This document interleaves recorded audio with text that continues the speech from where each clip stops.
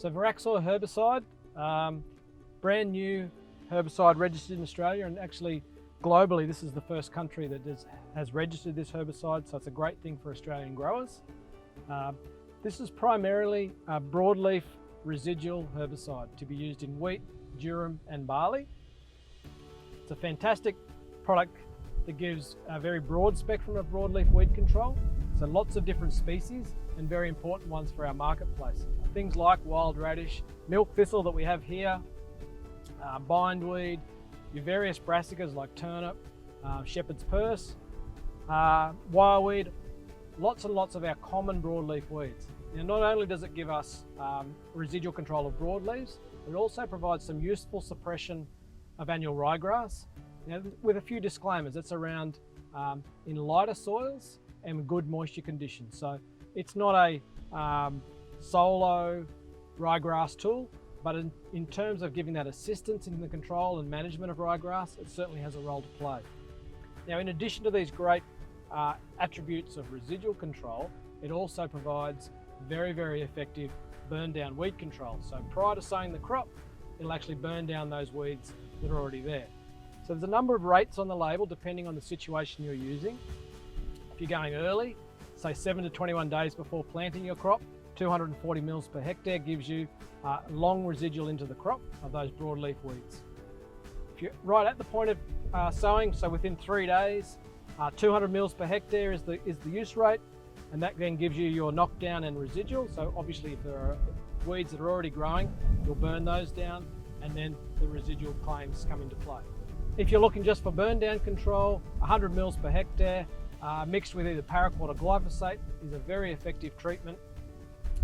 Actually, the paraquat treatment gives you a non-glyphosate option, and that gives you a chance to get on top of some resistance management issues, and it's also very, very quick. So the level of burn down and the speed of that burn down is extremely high.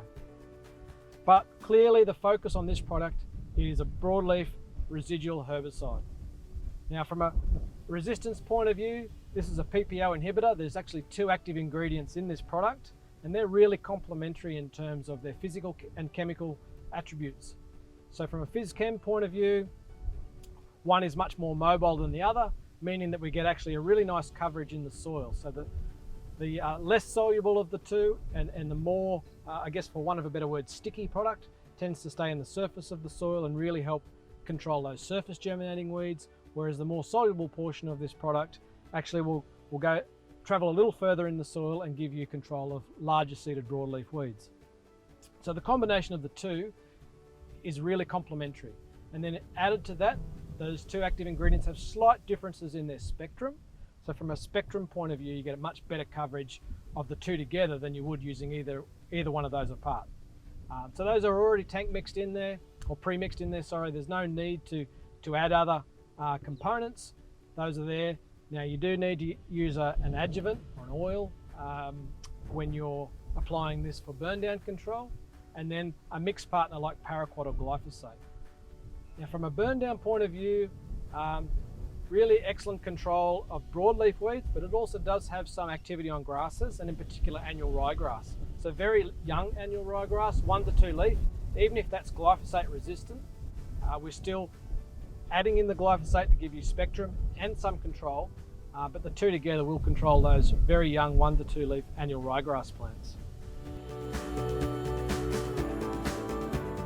So Voraxor herbicide, primarily a broadleaf residual control option, but here we've got some demonstration plots where we've used it as a knockdown, and you can see very clearly this is a very potent herbicide for knockdown as well as the residual control. So whilst it will be primarily used for residual control of broadleaf weeds in cereals, it also has this added benefit of the knockdown piece. Now in this plot here, this has been mixed with glyphosate. It could also be used with paraquat, and we'll have a look at that at the moment.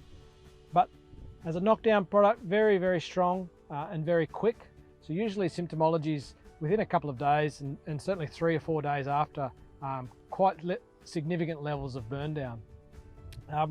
In terms of mixture of weeds that we have here, we have some grasses, primarily ryegrass and wild oats. We also have a nice spectrum of broadleaf weeds, things like fleabane, milk thistle, some mustard, some wireweed. You see here we have shepherd's purse and also some prickly lettuce here as well. And when we come in and have a look at these, we've got very crispy broadleaf weeds, very complete levels of burndown. And it's really adding both speed but also final levels of control to those mixed partners like glyphosate or paraquat.